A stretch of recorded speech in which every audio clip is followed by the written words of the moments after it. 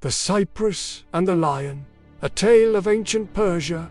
The sun hung low over the city of Persepolis, casting golden hues across the grand columns and stairways carved with the figures of kings, warriors, and tribute. It was the heart of the Achaemenid Empire, the jewel of ancient Persia. Within its gates, the world converged. Egyptians, Babylonians, Indians, Greek soul had once bent the knee to the Persian crown.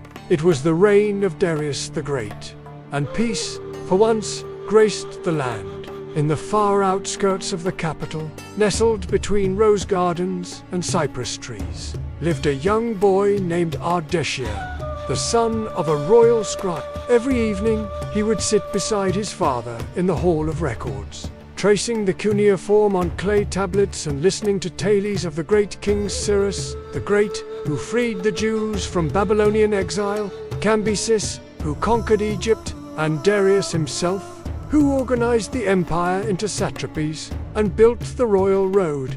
But Ardeshir's favorite tale was not of war or conquest, it was of a garden.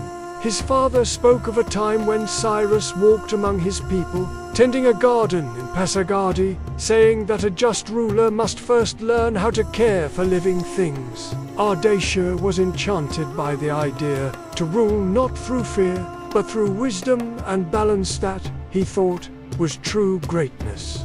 Yet the peace of empires is never permanent. The shadow of the West. As Ardeshir grew into a young man, whispers of unrest stirred the court. In the West, the Greeks, those fierce city-states that worshipped Athena and drank wine like water, had, they are nothing.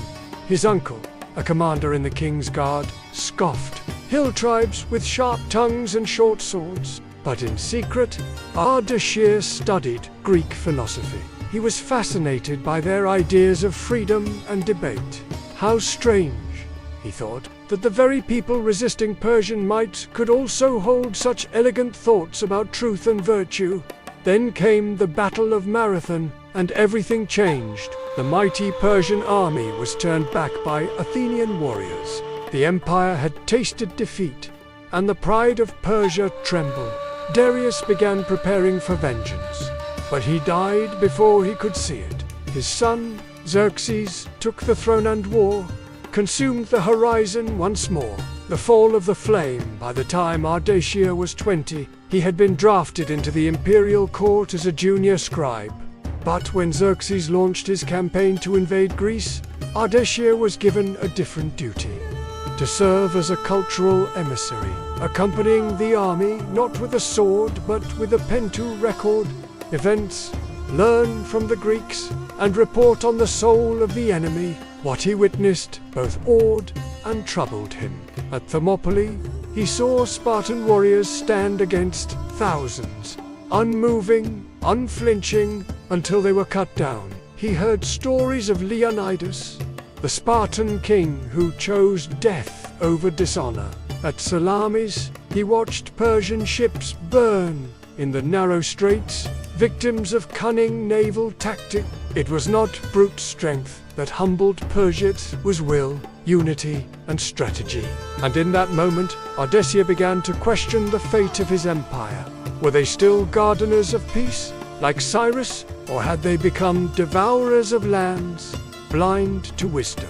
When the Persian army limped home, bruised and bitter, Ardeshir returned with it, but not as the same boy. In his journals were not just records of battles, but reflections on power, justice, and the fragility of empires. The long silence, years passed, the empire endured, but its glory dimmed. New kings came and went, some wise, others cruel. Ardeshir, now an elder, retired to a quiet town in the province of Fars, the heartland of old Persia. He planted his own garden, taught children how to read, and told them stories of Cyrus and the cypress trees. But far beyond the Zagros mountains, storm clouds gathered.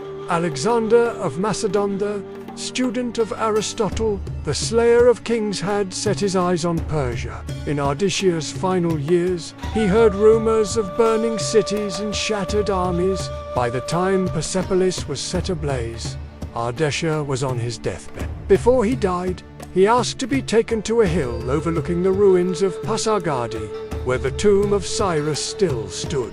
Beneath the open sky, he whispered to the ancient stones, "We forgot the garden," and with that, the last breath of an old Persian dream passed into the wind. Legacy beyond fire, centuries would roll by like sand. Through fingers, Persia would rise again under new names.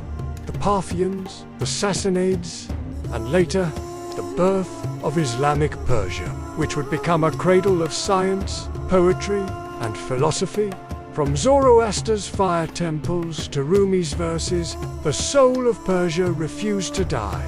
It whispered through domes and minarets, through carpets woven like constellations, through the epic tales of Shana, where kings and demons clashed in timeless rhythm. Even as invaders came, Arabs, Mongols, Turks each found not just resistance, but refinement. Persia didn't just absorb conquerors, it transformed them. By the time the world knew her as Iran, her identity had evolved, but her spirit endured. Fiercely proud, elegantly complex, and forever standing between East and West, the Cypress still grows. In modern Iran, amidst the noise of cities and the weight of politics, the echoes of ancient Persia still breathe. They live in the ruins of Persepolis, in the rhythm of Persian poetry, in the strength of Iranian identity. And somewhere in a quiet garden, a cypress tree bends gently in the wind, its roots deep, its branches wide, its story stretching thousands of years. Because Persia was never just an empire of kings and wars, it was a civilization of thinkers, builders, lovers, and dreamers. And its story is still being written.